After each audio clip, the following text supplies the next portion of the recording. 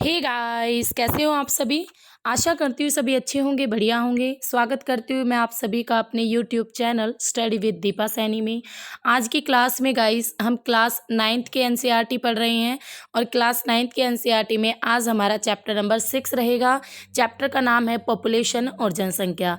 इससे पहले 5 चैप्टर आपको ज्योग्राफी एनसीईआरटी सीरीज़ नाम से मेरे चैनल पर प्लेलिस्ट है, तो जो स्टूडेंट अगर उन 5 चैप्टर को पढ़ना चाहता है तो वो वहाँ से कर सकता है। तो चलिए शुरू करें अपनी आज की क्लास। जनसंख्या। तो जनसंख्या आप सभी जानते हो क्या होती है। पॉपुलेशन कैसे इंक्रीज हो रही है डे बाय डे हम देख रहे हैं। प्राकृतिक संसाधन आए, प्राकृतिक घटनाएं भी आती हैं और कई बार गांव के गांव, शहर के शहर प्रभावित भी होते हैं उससे।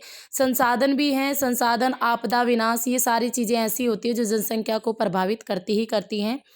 और जनसंख्या में लोगों की संख्या, लोगों के वितरण, उनकी वृद्धि, उनकी विशेषताएं, उनके गुण, ये सभी की सभी चीज़ें ही ऐड की जाती हैं। मानव जो हमारी पृथ्वी के संसाधनों को प्राप्त भी करता है, उसको यूज़ भी करता है, उपभोग भी करता है। तो एक किसी भी देश के लिए जानना बहुत इंपॉर्टेंट है कि वहाँ पर कितने लोग रह रहे हैं और किस अवस्था में हैं, कैसे रह रहे हैं, कैसी वहाँ पर जनसंख्या वृद्धि हो रही है। तो इस तरीके की सारी चीज़ें जानना बेहद इंपॉर्टेंट हो जाता है किसी भी देश के विकास के लिए। और ये सारी चीज़ें हमें जनगणना से प्राप्त होती है जब हम जनगणना कराते हैं, ठीक है। तो सबसे पहले हम जनसंख्या से संबंधित 3 प्रमुख प्रश्नों पर विचार करेंगे। तो सबसे पहला कि जनसंख्या का आकार कैसा है और उसका वितरण कितना है, मीन्स लोगों की संख्या कैसी है और कितने लोग कहाँ निवास कर रहे हैं।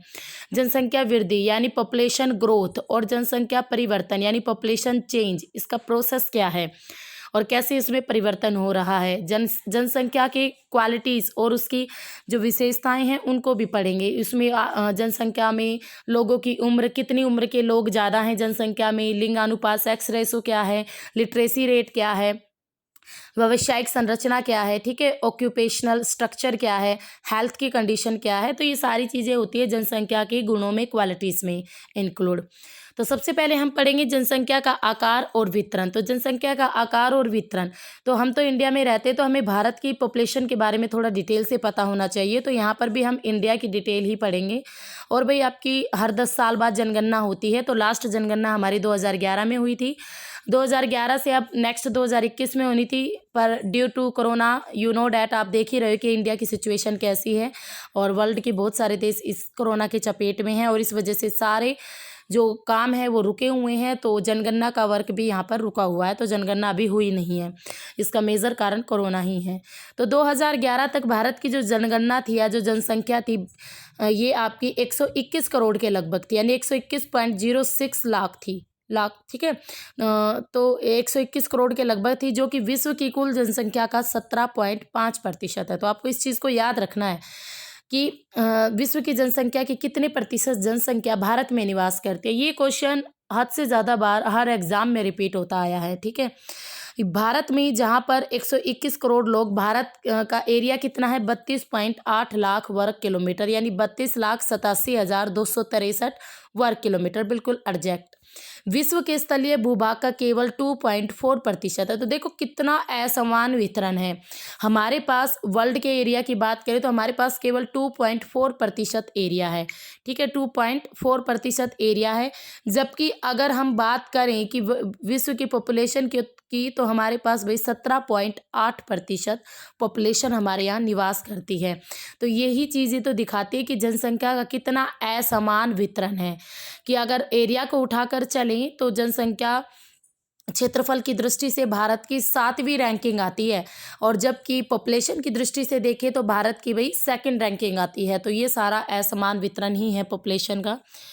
तो थोड़ा सा जनगणना के बारे में पढ़ लेते हैं कि जनगणना क्या थी। तो जनगणना एक निश्चित टाइम पीरियड पर की जाती है जनगणना, ठीक है।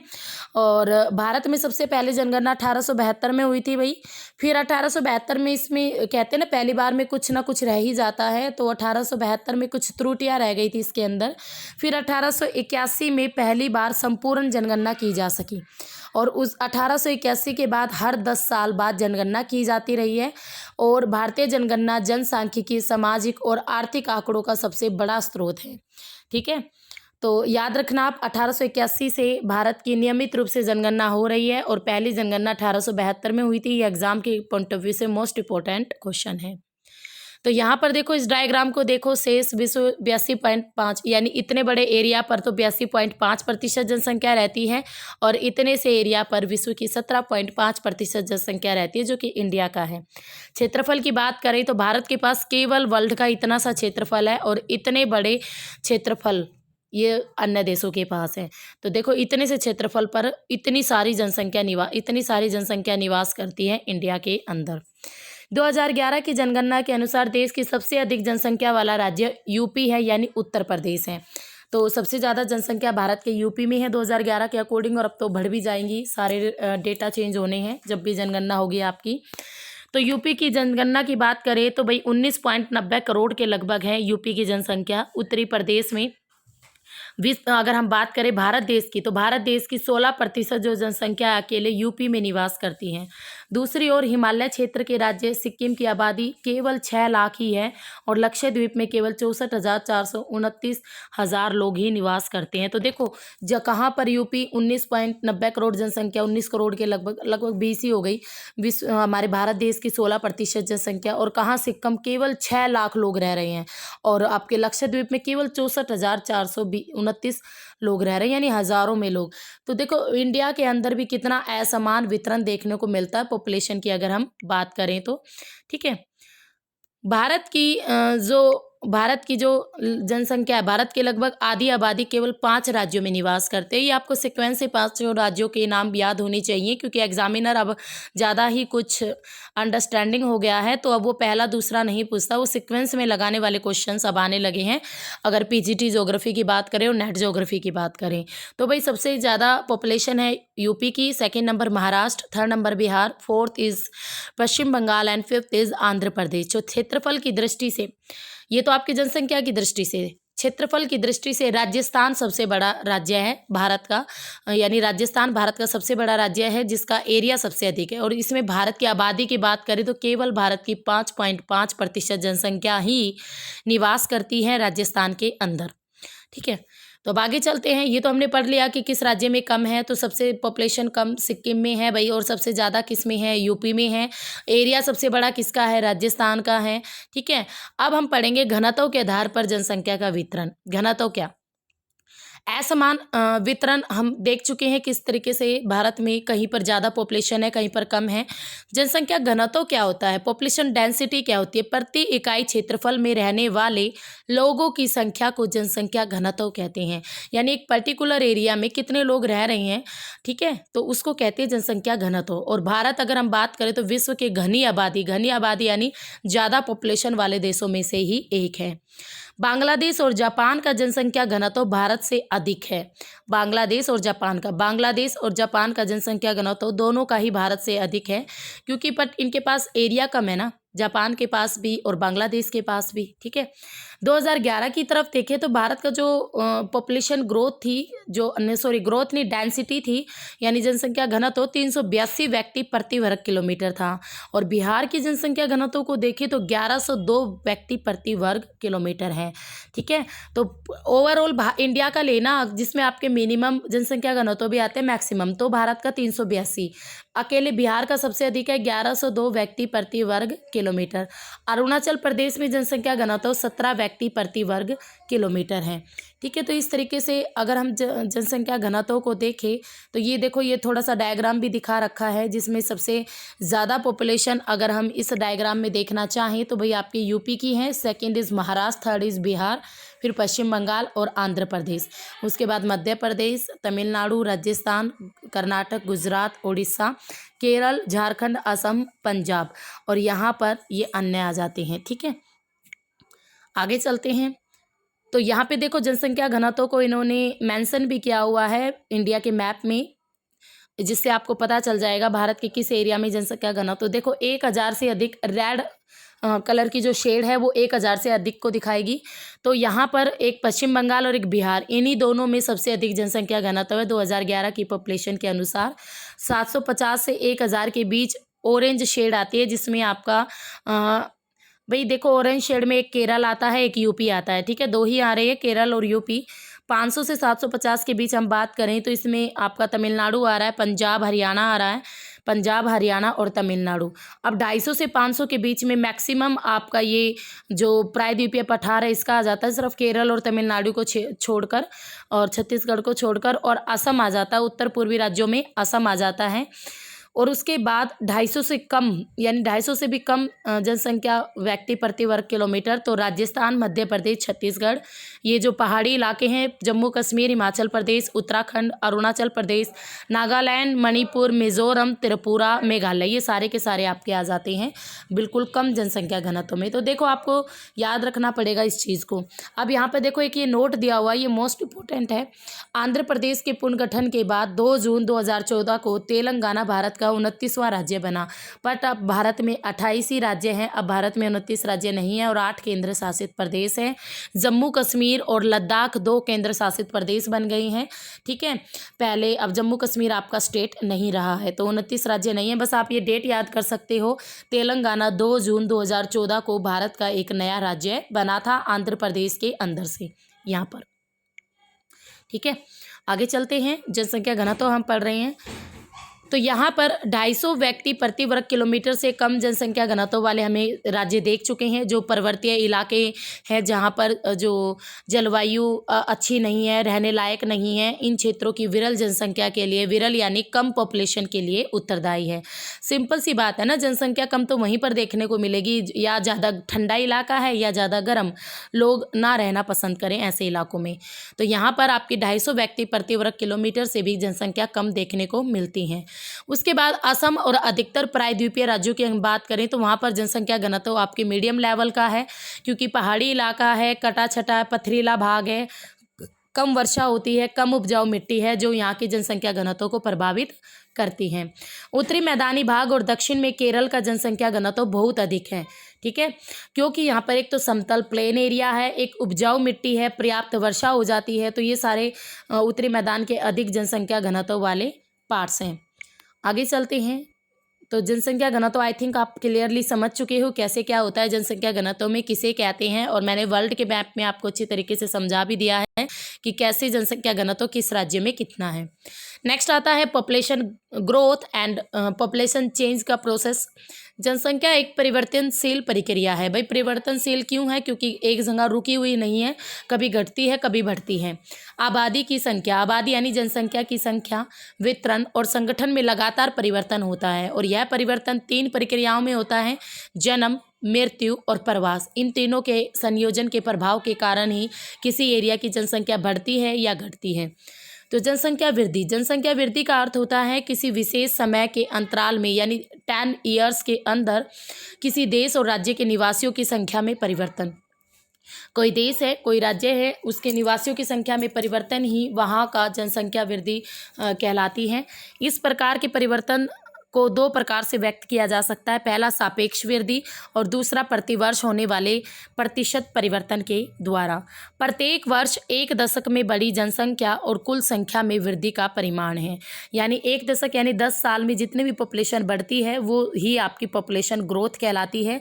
पहले की जनसंख्या जैसे 2001, अब बाद की जो जनसंख्या की गणना हुई 2011, तो अगर हम 2011 की जनसंख्या में से 2001 की जनसंख्या को घटा देंगे तो जो हमें ग्रोथ प्राप्त होगी उसे कहेंगे निरपेक्ष वृद्धि। ठीक है। जनसंख्या की वृद्धि के दर का दूसरा महत्वपूर्ण पहलू है, इसका अध्ययन प्रतिवर्ष प्रतिशत में किया जाता है। कैसे? प्रतिशत में किया जाता है जनसंख्या वृद्धि का। ठीक है। अगर प्रतिवर्ष 2% की वृद्धि दिखा रहा है तो इसका क्या?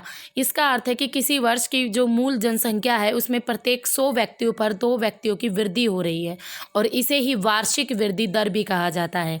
ठीक है, क्या कहा जाता है? वार्षिक वृद्धि दर। भारत की आबादी 1951 में अगर हम बात करें तो ये 3 लाख से बढ़कर थी। ठीक है, और 2011 में 121 करोड़ हो गई। तो ये लाख पता नहीं क्यों लिखा हुआ है, ये गलत है, 121 करोड़ के लगभग है, 121.6 करोड़ 6। ठीक है, तो इतनी पॉपुलेशन हो गई है इंडिया की। अब अगर हम देखें तो भारत की जनसंख्या का परिमाण और वृद्धि दर तो 1951 में 10 लाख में है ये इतनी पॉपुलेशन, अब और हमारी 2011 में ये ऐसे हो गई है। तो कितनी इंक्रीजमेंट देखने को मिलती है। तो वार्षिक वृद्धि दर की बात करें तो 1.64% है, प्रतिशत में वृद्धि को दिखाते हैं। लाख में तो कभी एग्जाम में क्वेश्चन नहीं आता, क्वेश्चन यहाँ से आता है। 1.64% की वृद्धि हुई है भारत की पॉपुलेशन में। आगे चलते हैं तो 1951 में जो पॉपुलेशन थी वो इंक्रीज़ होती आ रही है, उसके बाद से नियमित रूप से वृद्धि हो रही है। 1981 में फिर धीरे धीरे वृद्धि दर धीरे से कम हुई।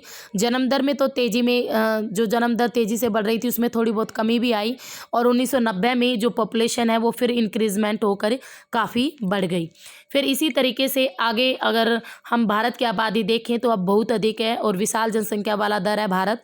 यहाँ पर सापेक्ष वृद्धि भी बहुत अधिक है। 10 करोड़ जनसंख्या में न्यूनतम दर से भी वृद्धि होती है, ठीक है। और जुड़ने वाले लोगों की संख्या भी बहुत अधिक है इंडिया के अंदर, और जो कि अब भारत के जो संसाधन है, पर्यावरण है, उन पर उनके लिए ठीक नहीं है भारत की पॉपुलेशन। तो इस पर कहीं ना कहीं नियंत्रण जरूर होना चाहिए और इसके प्रयास भी किए जा रहे हैं।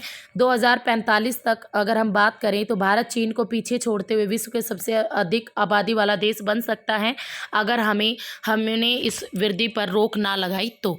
अब चीन है ना सब विश्व का सबसे अधिक पॉपुलेशन वाला, फिर भारत बन सकता है। तो ऐसा नहीं होना चाहिए क्योंकि संसाधनों पर दबाव पड़ता है, रिसोर्सेज पर दबाव पड़ता है, जो कि किसी भी देश के लिए आर्थिक विकास के लिए ठीक नहीं है।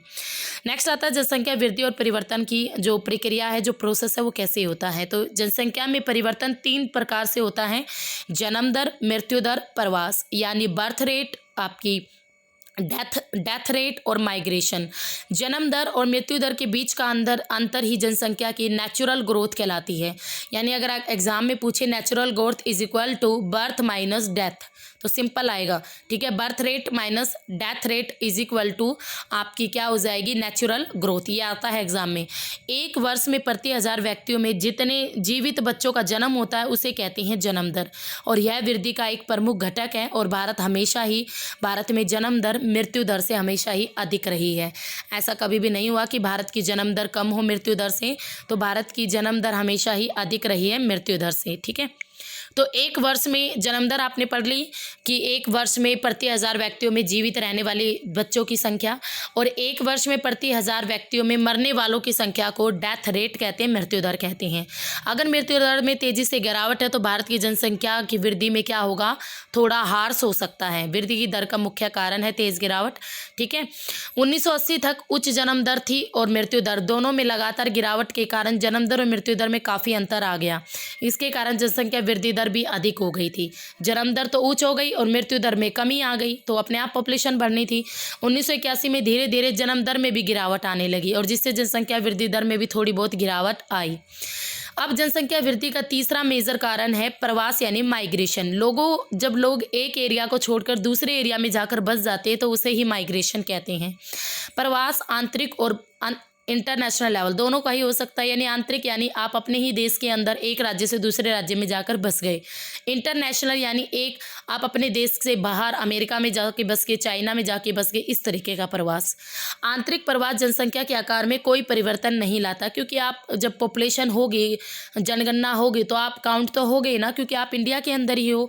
जबकि इंटरनेशनल प्रवास की बात करें तो आप जब बाहर चले जाते हो तो फिर आपकी काउंटिंग नहीं होती। जनसंख्या वितरण और उसके घटकों को परिवर्तित करने में प्रवास की महत्वपूर्ण भूमिका होती है। भारत में जो अधिकतर प्रवास होता है, जो देखा जाता है, वो ग्रामीण से शहरी क्षेत्रों की ओर होता है। यानी गांव से लोग शहरों की ओर ज़्यादा प्रवास करते हैं। इस प्रकार का जो प्रवास होता है उसे अपकर्षण यानी पुश कहते हैं। ये ग्रामीण क्षेत्रों में गरीबी और बेरोजगारी के कारण उत्पन्न होता है। नगर का जो अभिकर्षण है यानी पुल, नगर अपनी तरफ खींचते हैं लोगों को, गाँव के लोगों को रोजगार मिलता है, अच्छा जीवन स्तर दिखाता है नगर, और लोग अट्रैक्ट होते हैं नगरीय इलाकों की ओर और प्रवास कर जाते हैं। प्रवास जनसंख्या परिवर्तन का एक महत्वपूर्ण घटक है। ये केवल जनसंख्या के आकार को ही प्रभावित नहीं करता, बल्कि उम्र और लिंग के दृष्टिकोण से भी नगरीय और ग्रामीण जनसंख्या की संरचना को परिवर्तित करते हैं, ठीक है। भारत में अगर ग्रामीण नगरीय प्रवास के कारण शहरों और नगरों की जनसंख्या में नियमित वृद्धि हुई है, इससे देखो भारत की पॉपुलेशन को तो कोई फर्क नहीं पड़ेगा। बट अगर हम कहें कि भाई शहरों की जनसंख्या और गांव की जनसंख्या, तो इससे डेटा ज़रूर चेंज हो जाएगा। ठीक है, 1951 में कुल जनसंख्या 17.29% नगरीय जनसंख्या थी, जो कि 2011 में बढ़कर 31.80% हो गई। एक दशक से यानी 2001 से 2011 के भीतर 10 लाख से अधिक जनसंख्या वाले नगरों की संख्या 35 से बढ़कर 53 हो गई। यानी पहले केवल 35 ही ऐसे नगर थे जिनकी जनसंख्या 10 लाख थी। अब 2011 में 53 ऐसे नगर हो गए जिनकी जनसंख्या 10 लाख है, 10 लाख है। तो समझ रहे हो ना इस बात को, यानी नगरों की संख्या बढ़ती जा रही है, उनमें पॉपुलेशन भी इंक्रीज होती जा रही है। ठीक है, नेक्स्ट आता है आयु संरचना। अब ये भी पॉपुलेशन में इंक्लूड होता है कहीं ना कहीं। तो किसी भी देश की जनसंख्या की जो आयु संरचना होती है, वहाँ के विभिन्न आयु समूह के लोगों की संख्या को बताता है। यह जनसंख्या की मूल विशेषताओं में से एक माना जाता है।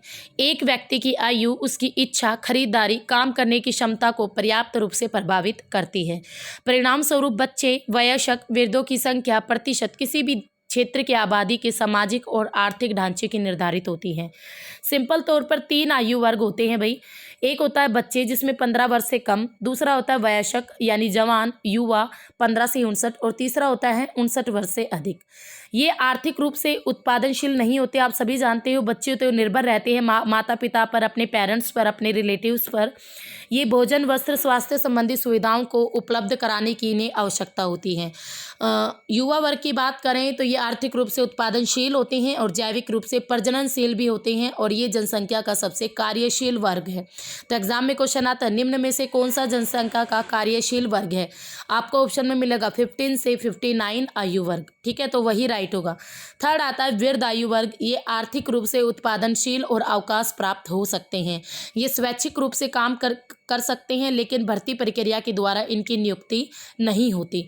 ठीक है, ये काम तो कर सकते हैं, अवकाश प्राप्त भी हो सकते हैं। और भारत के अगर हम पॉपुलेशन की उम्र संरचना वाला डायग्राम देखें तो भारत की सबसे अच्छी जनगणना मानी जाती हैं, क्योंकि भारत में सबसे ज़्यादा कौन से है भाई आयु वर्ग?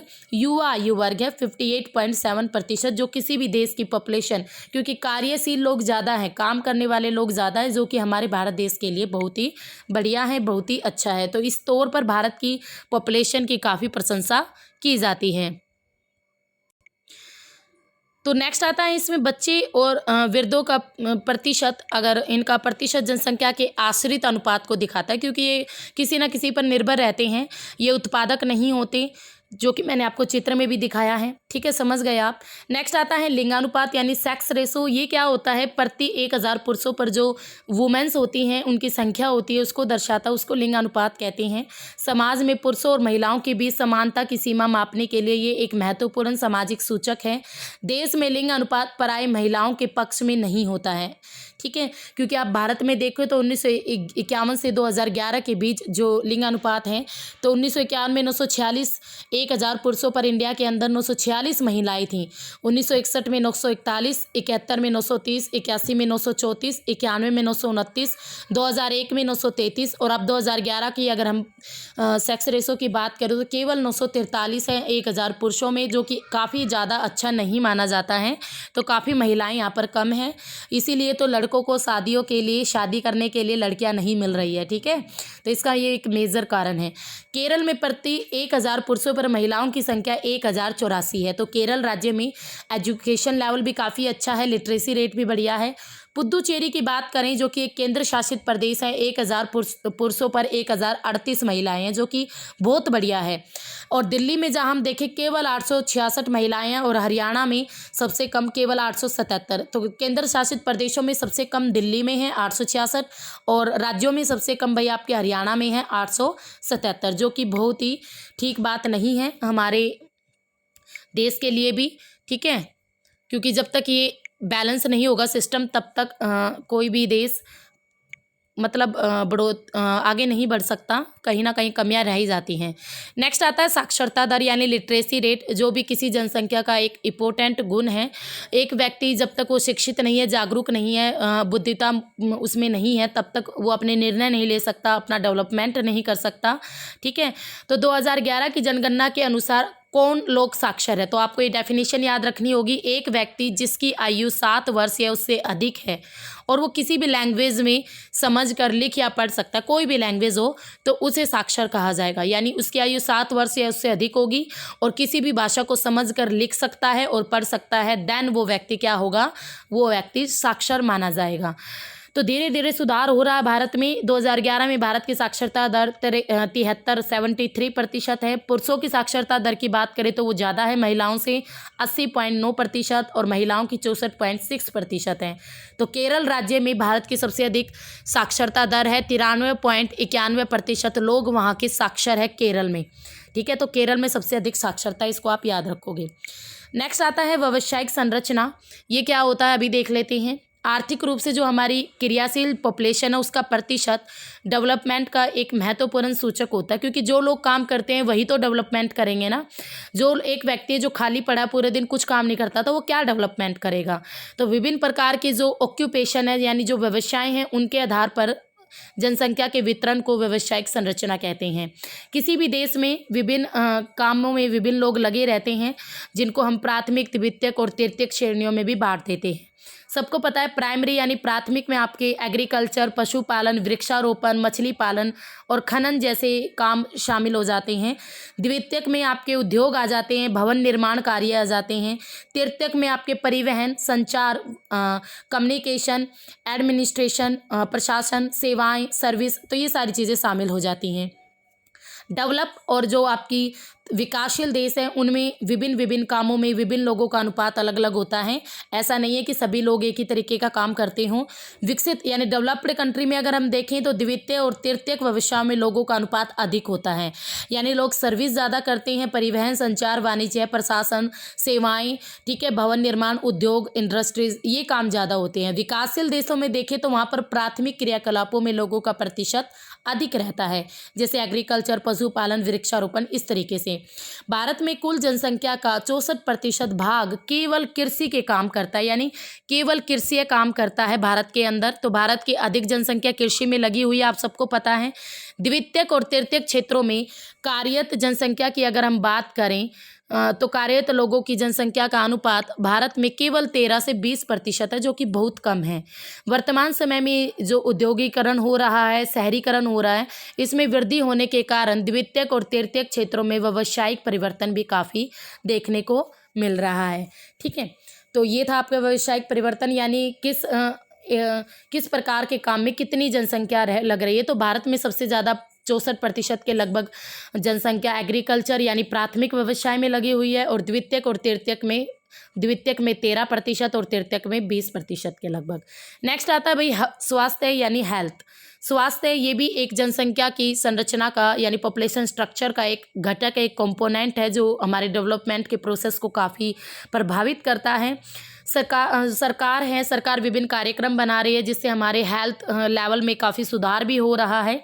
मृत्यु दर जो कि 1951 में 25,000 थी, 2011 में घटकर आपकी 7.2 प्रति हज़ार रह गई है, जो कि काफ़ी डेटा कम हो गया है। ये सब हुआ किस वजह से? क्योंकि हमारी हेल्थ कंडीशन अब अच्छी हो गई है।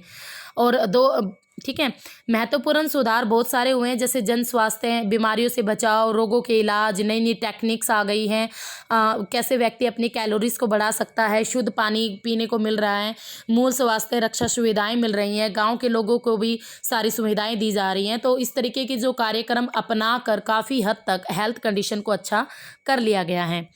नेक्स्ट आता है किशोर जनसंख्या। किशोर जनसंख्या ये सबसे महत्वपूर्ण लक्षण है भारत की पॉपुलेशन का, जो जैसा कि मैंने आपको बताया, यह भारत की कुल जनसंख्या का 5वां पार्ट है। किशोर 10 से 19 वर्ष के आयु वर्ग होते हैं। ठीक है, जो 10 से 19 वर्ष के होते हैं, ये भविष्य के सबसे महत्वपूर्ण मानव संसाधन भी कहा जाते हैं, ह्यूमन रिसोर्सेज। ठीक है, किशोरों के लिए पोषक तत्वों की आवश्यकता बच्चों और वयस्कों से अधिक होती है, कि इन्हें सबसे अधिक पोषक तत्व मिलने चाहिए। इन्हें पोषक तत्व मिलेंगे तभी तो ये आगे जाके कार्यशील होंगे और आगे चल के ये देश के डेवलपमेंट में भी और अपने डेवलपमेंट में भी पूरा ध्यान दे पाएंगे।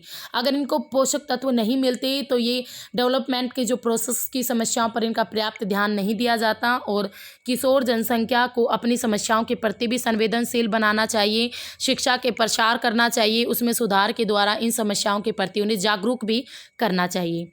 नेक्स्ट आता है राष्ट्रीय जनसंख्या नीति। परिवार के आकार को सीमित करने के लिए, यानी पॉपुलेशन हमारी ज़्यादा ना बढ़े, तो इस वजह से हेल्थ कंडीशन को और कल्याण को सुधारा जा सकता है। और इसी बात को ध्यान में रखते हुए 1952 में एक व्यापक परिवार नियोजन कार्यक्रम को प्रारंभ किया गया। परिवार कल्याण कार्यक्रम जिम्मेदार और सुनियोजित पितृत्व को बढ़ावा देने के लिए कार्यरत है। राष्ट्रीय जनसंख्या नीति 2000 कई वर्षों के नियोजित प्रयासों का ही परिणाम है। राष्ट्रीय जनसंख्या नीति 2000 ये क्या है?